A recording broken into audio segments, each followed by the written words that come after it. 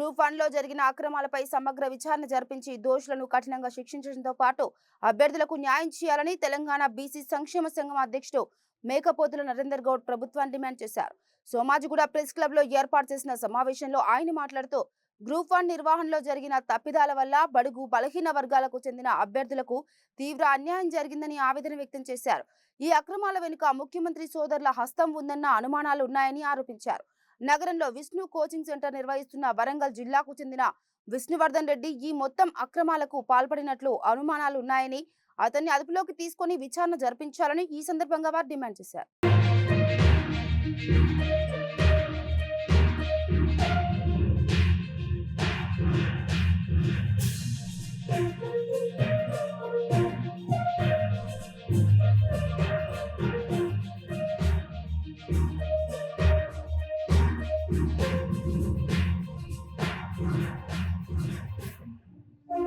భూగం ఏ ప్రణాళిక ప్రిపరేషన్స్ మనం నిర్వహిస్తాం కాబట్టి వచ్చే జరగబోయే పరిణామాలకు రేవంత్ రెడ్డి సర్కార్ బాధ్యత వహించాలి.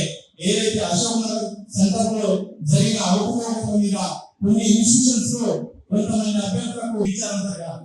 ఖచ్చితంగా జరగకపోతే మాత్రం తెలంగాణ వ్యాప్తంగా బీసీ సంఘాలతో పాటు యావత్ తెలంగాణలో ఉన్న విద్యార్థి సమాజం అంతా కూడా ఉపయోగం చేసి రేపు రేవంత్ రెడ్డి సర్కారు ఈ గ్రూప్ 1 ఫలితాలతోనే ఖచ్చితంగా మరియు వచ్చే 2009 ఎలక్షన్లో 2008 ఎలక్షన్లో ఖచ్చితంగా ప్రభుత్వం నిర్వహించే పబ్లిక్ సర్వీస్ కమిషన్ ఎగ్జామ్నే ఇట్లా బజార్లో పెట్టి అమ్ముకుంటే గతంలో కూడా ప్రశ్నపత్రాలు లీక్ అయినాయి అని చెప్పేసి పబ్లిక్ సర్వీస్ కమిషన్ గోడకు పోస్టర్లు వేయడం జరిగింది.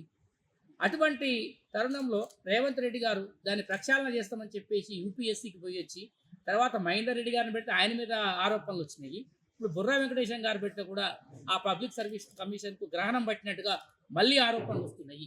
బుర్రా వెంకటేశం గౌడ్ గారు సీనియర్ ఐఏఎస్ అధికారి, ఆయన బీసీ బిడ్డ, ఆయనను బదనాం చేసేటట్టుగా కనపడుతుంది. ఇక్కడ ఆయన భుజం మీద తుపాకీ పెట్టి బీసీలని, ఎస్సీలని, ఎస్టీలని బలి చేస్తున్నట్టుగా కనపడుతుంది. కాబట్టి పబ్లిక్ సర్వీస్ కమిషన్ అక్రమాలను వెంటనే వెలికి తీయాలని చెప్పి సర్వీస్ కమిషన్ నిన్న విడుదల చేసినటువంటి గ్రూప్ 1 ఫలితాలపై సమగ్ర న్యాయ విచారణ జరగాలి. దాంట్లో అనేక అవకతవకలు ఉన్నాయి. తెలుగు సబ్జెక్ట్ ఎంచుకొని రాసినటువంటి తెలుగు విద్యార్థులకు చాలా అన్యాయం జరిగింది.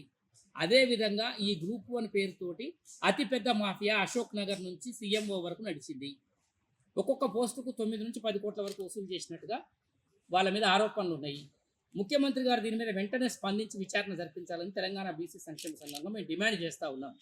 అభ్యర్థులు గత 13 సంవత్సరాల నుంచి ఎంతోమంది ప్రిపేర్ అవుతూ